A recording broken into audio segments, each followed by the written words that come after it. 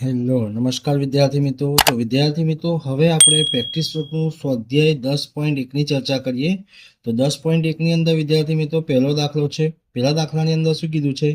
પી કેન્દ્ર અને 10 સેમી ત્રિજ્યાવાળા વર્તુળના બહારના બિંદુ એ માંથી દોરેલા સ્પર્શક વર્તુળને બી બિંદુમાં સ્પર્શે છે। જો પી એ બરાબર 26 સેમી હોય તો એ બી શોધો।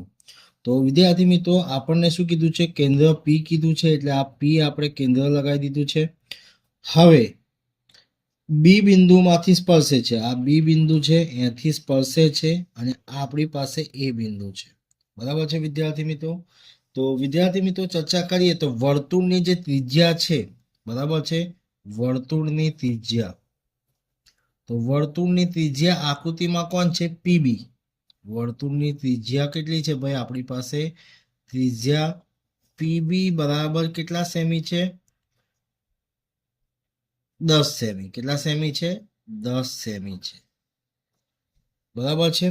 હવે શું કે છે? વર્તુળના બહારના બિંદુ એ માંથી દોરેલા સ્પર્શક વર્તુળના બી બિંદુમાં સ્પર્શે છે। જો પી એ બરાબર કેટલું? પી એ બરાબર 26 સેમી હોય તો એ બી આપણે શોધવાનું છે। શું શોધવાનું છે વિદ્યાર્થી મિત્રો? એ બી આપણે શોધવાનું છે।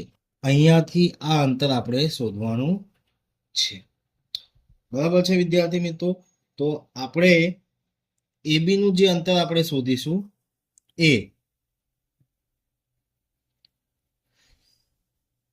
પાયથાગોરસના પ્રમેયનો ઉપયોગ કરીએ વિદ્યાર્થી મિત્રો। તો પાયથાગોરસના પ્રમેય અનુસાર શું લખીશું વિદ્યાર્થી મિત્રો?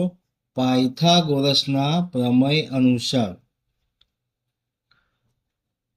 પાયથાગોરસના પ્રમેય અનુસાર શું કે છે? આપણે કર્ણ કોણ છે? પી એ નો વર્ગ બરાબર પીબી નો વર્ગ વત્તા એ બી નો વર્ગ। શું કરી દીધું છે વિદ્યાર્થી મિત્રો? પી એ કેટલા છે આપણી પાસે? 26, તો 26 નો વર્ગ બરાબર પીબી આપણી પાસે વિદ્યાર્થી મિત્રો કેટલા છે? તો પીબી આપણી પાસે છે વિદ્યાર્થી મિત્રો, આપણી પાસે કેટલા સેમી છે? પીબી આપ્યા છે, તો પીબી આપણને 10 સેમી આપેલા છે। કેટલા સેમી આપેલા છે વિદ્યાર્થી મિત્રો? 10 સેમી આપેલા છે। તો આપણે આ શું કરીશું? 10 સેમી લખીશું, એટલે પીબી બરાબર 10 સેમી, એટલે કે 10 નો વર્ગ વત્તા એ બી નો વર્ગ। હવે વિદ્યાર્થી મિત્રો આપણને ખબર છે કે 26 નો વર્ગ કેટલો થશે? તો 26 નો વર્ગ વિદ્યાર્થી મિત્રો 676 થશે। કેટલો થશે? 676। અને 10 નો વર્ગ કેટલો થશે વિદ્યાર્થી મિત્રો? 100 થશે, બરાબર એ બી નો વર્ગ।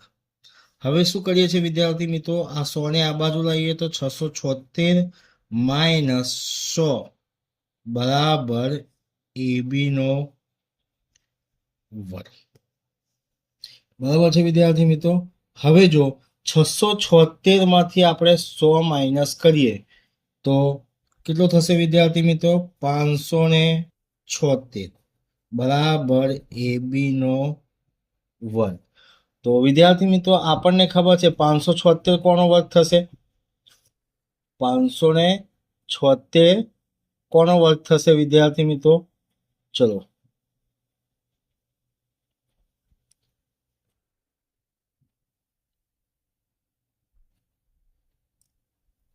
25 નો વર્ગ, 24 નો વર્ગ થશે। કેટલાનો વર્ગ થશે? 24 નો વર્ગ 576। તો એ બી બરાબર આપણને કેટલા મળ્યા છે?